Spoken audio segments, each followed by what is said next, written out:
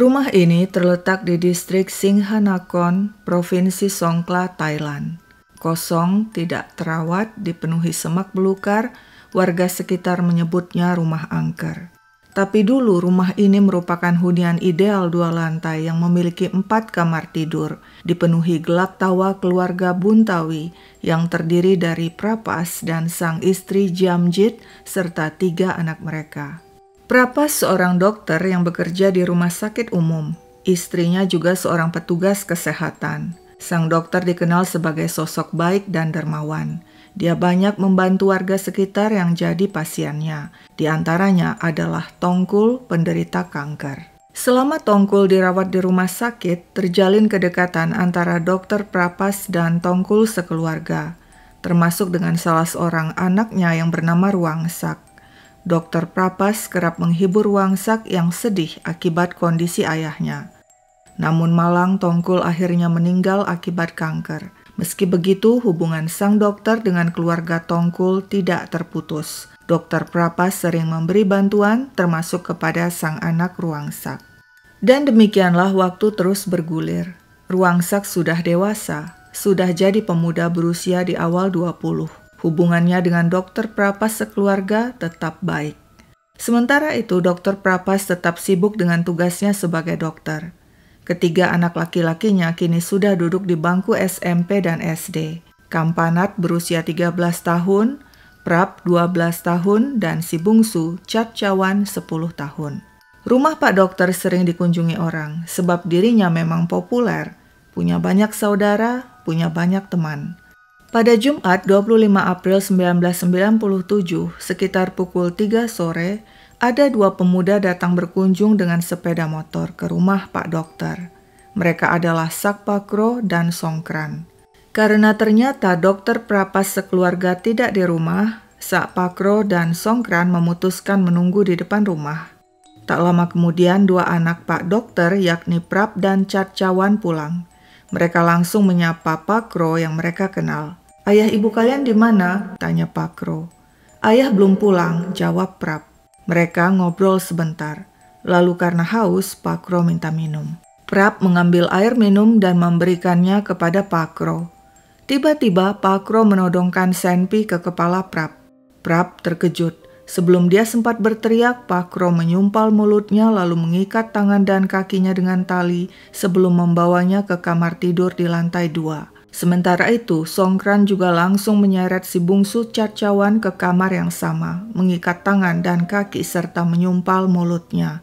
"Kau berjaga di sini," perintah Pakro pada Songkran. Pakro lalu keluar rumah menunggu dokter Prapas pulang. Beberapa saat kemudian, sang dokter pulang. Dia surprise melihat Pakro. "Apa kabar? Sudah lama tidak datang ke sini." Pakro tersenyum dan bilang dia ingin membicarakan sesuatu dengan dokter Prapas. "Ayo masuk," kata sang dokter. Saat itulah Pakro langsung menempelkan moncong senpi ke kepala dokter Prapas. Bukan main terkejut sang dokter. "Apa maksudmu?" Pakro membentak. "Diam kau." Dia berteriak memanggil Songkran yang berjaga di kamar atas. Songkran bergegas turun, lalu mengikat tangan dan kaki serta menyumpal mulut dokter Prapas. Mereka bawa pria itu ke kamar atas dan menyekapnya di sana bersama kedua anaknya. Pakro bertanya pada sang dokter, "Di mana kau simpan uang hasil penjualan tanahmu?" Pak Dokter kebingungan. "Uang apa? Aku tidak ada menjual tanah." Pakro tidak percaya. Dia mengancam akan membunuh Pak Dokter jika tidak memberitahu. Tapi Pak Dokter bersikeras dia tidak punya uang hasil penjualan tanah. Pakro marah, tapi berusaha menyabarkan diri sebab masih ada 2 orang lagi yang harus ditunggunya. Tak lama kemudian, Kampanat, anak sulung Pak Dokter pulang. Pakro langsung meringkus lalu mengikat tangan dan kaki serta menyumpal mulutnya. Kampanat juga dimasukkan ke kamar di lantai 2 bersama ayah dan kedua adiknya. Sekarang tinggal 1 orang lagi yang harus dibereskan, yakni Jamjit, istri sang dokter. Begitu Jamjit pulang, Pakro menodongnya dengan senpi lantas mengikat dan menyumpal mulutnya dan membawanya ke dalam kamar di lantai atas. Komplit sudah. 5 anggota keluarga Buntawi telah dilumpuhkan. Sakpakro bertanya pada Jamjit, "Di mana kau simpan uang hasil penjualan tanah?" Sama seperti suaminya, Jamjit bingung. "Kami tidak pernah menjual tanah." Pakro marah. Dia tidak percaya. Dia coba memperkos Jamjit namun wanita itu meronta. Murka, Pakro menjerat leher Jamjit dengan dasi milik Pak Dokter. Lantas dia hantamkan kepala wanita itu ke besi tempat tidur lalu mencekiknya hingga tewas. Pakro melakukan aksi sadis itu disaksikan Dokter Prapas dan ketiga anaknya. Setelah itu Pakro dan Songkran mencari barang-barang berharga dan mengambil antara lain batu permata, perhiasan, amulet bernilai tinggi dan memasukkannya ke dalam kantong plastik. Tapi tugas mereka belum rampung. Mereka harus menghabisi keempat korban yang masih hidup agar tidak ada saksi yang melaporkan mereka kepada polisi. Pakro dan Songkran memotong kabel listrik, lalu mencoba menyetrum ketiga anak Pak Dokter, tapi gagal sebab mendadak aliran listrik putus akibat korslet. Pakro tak kehabisan akal. Sebelum kabur dengan sepeda motor bersama Songkran, mereka habisi Dokter Prapas dan ketiga anaknya dengan metode yang sangat brutal, sehingga kasus ini tercatat sebagai salah satu kasus pembunuhan tersadis di Thailand. Nyonya Kim In adalah ibu Dokter Prapas yang tinggal tidak jauh dari rumah sang anak. Setiap Sabtu, cucu-cucunya rutin berkunjung ke rumahnya. Seperti hari itu Sabtu 26 April 1997, seharusnya ketiga cucunya datang berkunjung. Nyonya Kim In sudah menyiapkan makanan untuk mereka, tapi ditunggu-tunggu cucu-cucu tidak datang juga. Penasaran, Nyonya Kim In mendatangi rumah sang anak Dokter Prapas. Setiba di depan pintu, dia mengetuk dan memanggil-manggil tapi tidak ada jawaban. Dia mencoba membuka pintu yang ternyata tidak terkunci. Ketika Nyonya Kim In melangkah masuk, dia langsung menjerit nyaris pingsan melihat 4 mayat tergantung di railing tangga. 4 mayat itu adalah Dokter Prapas dan ketiga anaknya. Nyonya Kim In menjerit histeris minta tolong pada warga sekitar. Tak lama kemudian, warga berdatangan dan melaporkan hal itu kepada polisi yang segera tiba di TKP. Bahkan polisi terguncang menyaksikan TKP yang sangat mengerikan. 4 mayat tergantung, terjuntai di railing tangga dengan tali menjerat leher mereka. Sedangkan istri Pak Dokter ditemukan tewas bersimbah darah di kamar atas. Jadi total ada 5 korban. Ini adalah sebuah pembantaian. Keluarga Buntawi habis sudah. Pemeriksaan forensik menunjukkan kelima korban meninggal sekitar 10 hingga 15 jam sebelum ditemukan. Jadi diperkirakan mereka tewas pada malam 25 April. Sepertinya para korban mengenal pelaku sebab tidak ditemukan tanda-tanda perlawanan di jasad korban. Pelaku juga masuk rumah dengan leluasa sebab tidak ada pintu atau jendela yang rusak. Barang-barang berharga hilang seperti batu permata, perhiasan, dan amulet bernilai tinggi. Polisi menyimpulkan keluarga Buntawi dirampok dan dibunuh oleh orang yang mereka kenal. Siapa pelakunya? Keluarga Buntawi dikenal punya banyak saudara dan banyak teman. Dari saudara, polisi mendapat informasi Dokter Prapas Buntawi adalah pria kaya yang punya banyak lahan dan properti yang sebagian merupakan warisan orang tua. Mungkinkah kasus pembunuhan ada hubungannya dengan dendam keluarga dan perebutan harta warisan? Di tengah investigasi, seorang pria bernama Nakon melapor kepada polisi. Katanya pada hari kejadian dia berkunjung ke rumah sang dokter. Saat itu, dia mengetuk pintu dan memanggil-manggil, tapi tidak seorang pun menjawab padahal ada sepeda motor terparkir di depan rumah. Penasaran, Nakon menuju pintu belakang. Dia pikir mungkin Dokter Prapas dan keluarga sedang makan malam. Nah, saat itulah dia lihat 2 pemuda keluar dari pintu belakang. Tinggi mereka sedang, seorang berkulit terang, seorang lagi berkulit lebih gelap. "Bapak mencari siapa?" kata mereka yang mengaku sebagai saudara keluarga Buntawi. "Pak Dokter ada?" tanya Nakon. "Belum pulang," jawab salah seorang pemuda. Dia menawarkan Nakon masuk dan menunggu di dalam rumah, tapi Nakon menolak lalu pulang. Esoknya, Nakon mendengar kabar tentang pembantaian keluarga Buntawi. Dia ketakutan. Dia menduga kedua pemuda itu adalah pelaku pembunuhan. Mereka pasti akan mencarinya lalu membunuhnya sebab dia melihat wajah mereka.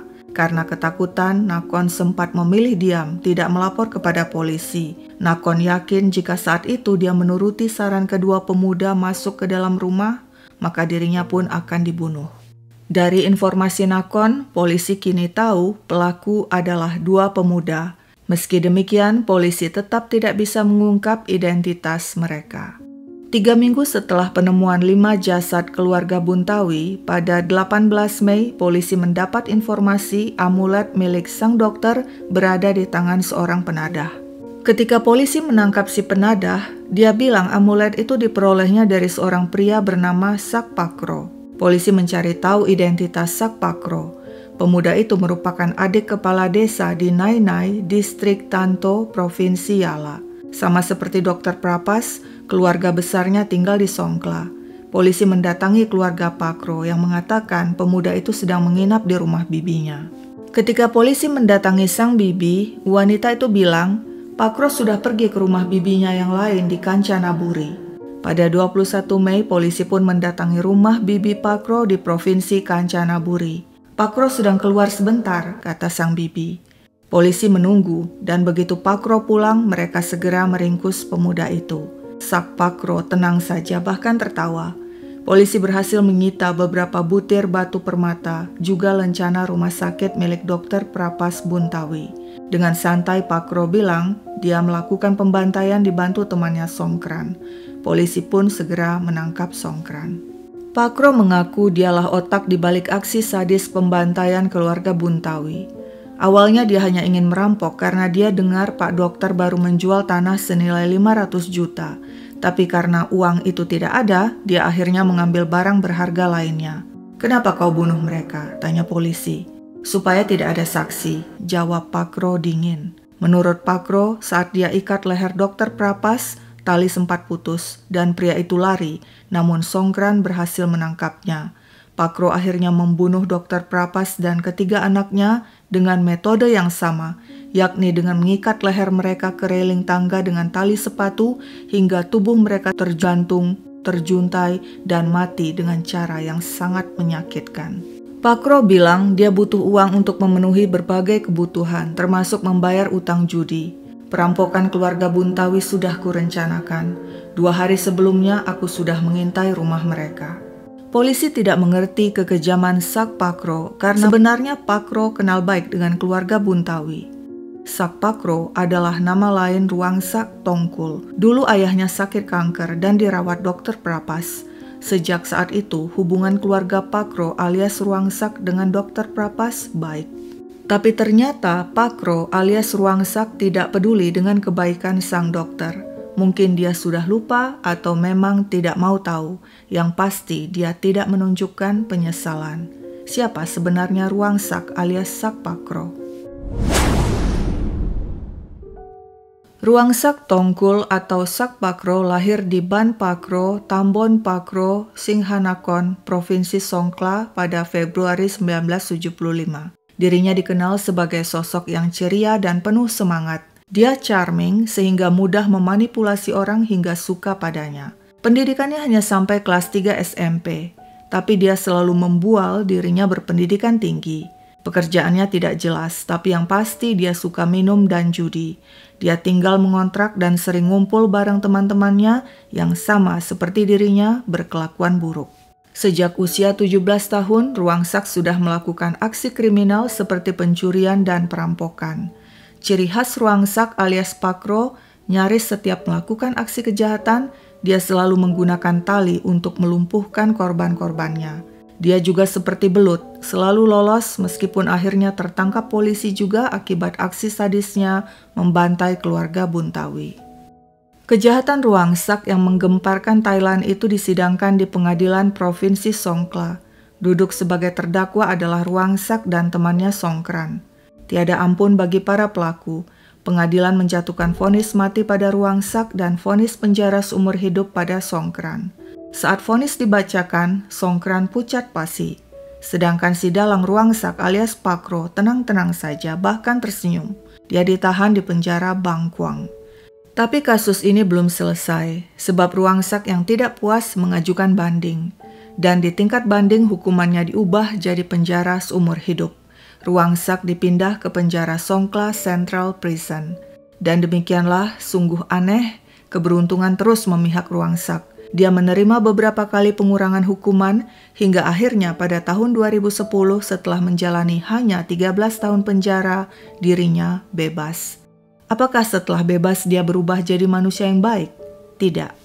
Dia ganti nama jadi Netirat Nopawong dan bergabung dengan geng bayaran setempat di Singhanakon. Kabarnya dia ikut membereskan seorang politisi di sana. Dia juga jadi bodyguard bagi orang-orang penting dan berduit. Netirat alias Ruangsak alias Pakro kemudian menikah dan memiliki seorang anak laki-laki. Dia dan keluarganya pindah ke distrik Sadao, Songkhla. Dia pernah ditembak musuhnya meski berhasil lolos dari maut. Ruangsak berbisnis hortikultura atau budidaya tanaman yang kemudian dijualnya ke Malaysia. Namun bisnisnya itu dipertanyakan karena dia pernah tertangkap di kawasan hutan lindung di distrik Sadao akibat mencuri tanaman-tanaman yang dilindungi di sana. Dia juga menjalankan bisnis tambang nikel laterit.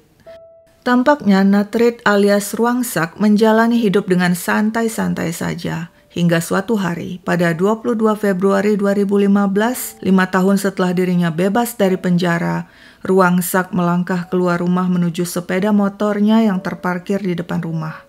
Tiba-tiba, sebuah sedan putih datang mendekat. Terdengar bunyi tembakan senpi.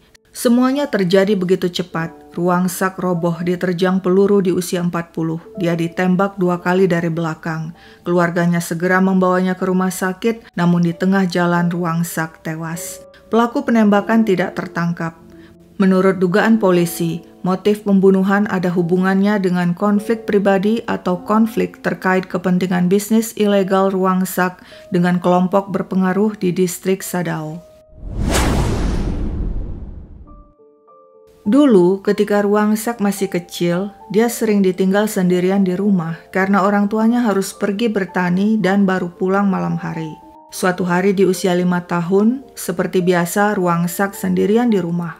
Tidak disangka-sangka, perampok memasuki rumahnya. Perampok mengikat Ruangsak dengan kelambu yang disimpul sedemikian rupa. Dia disekap di dalam rumah.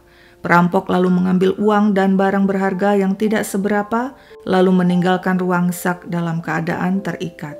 Ketika orang tuanya pulang, mereka segera melepaskan ikatan Ruangsak. Mereka lega fisik Ruangsak tidak terluka. Tapi mereka tidak tahu ada yang tertinggal membekas di benak Ruangsak. Sejak kejadian itu, Ruangsak jadi tertarik dengan tali, dengan teknik simpul menyimpul dan mengikat.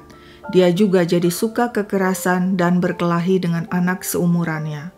Di usia 16, Ruangsak bertengkar dengan tetangga karena sapi si tetangga memakan tanaman sayur miliknya. Marah, diam-diam Ruangsak mengambil tali, lalu mengikat leher sapi malang itu dengan tali dan menarik tali sekuat mungkin ke dahan pohon sehingga leher sapi tertarik dan sapi mati tercekik. Selanjutnya Ruangsak mulai ikut merampok kapal-kapal nelayan. Dia menggunakan tali mengikat korban-korbannya dan membuang mereka ke sungai. Ruangsak merampok pom bensin dan membunuh seorang karyawati di sebuah toko. Dia juga memperkos lalu membunuh seorang gadis remaja berusia 14 tahun dengan cara menggantungnya dengan tali. Dia dikenal suka menggantung korbannya. Ketika kemudian Ruangsak diringkus, polisi menggeledah tempat tinggalnya. Di sana mereka menemukan poster band Megadeth yang lagunya ada berisikan lirik tentang pemujaan setan. Polisi juga menemukan beberapa foto anak-anak. Ruangsak menusukkan peniti tepat di foto kaki anak-anak itu. Ini adalah video rumah keluarga Buntawi yang kosong sampai sekarang. Tak seorang pun mau menempatinya. Rumah itu terbengkalai, dipenuhi semak belukar. Tangga di dalam rumah masih utuh. Tangga tempat 4 jasad ditemukan menggantung. Sekian dulu ceritaku, sampai jumpa kapan-kapan.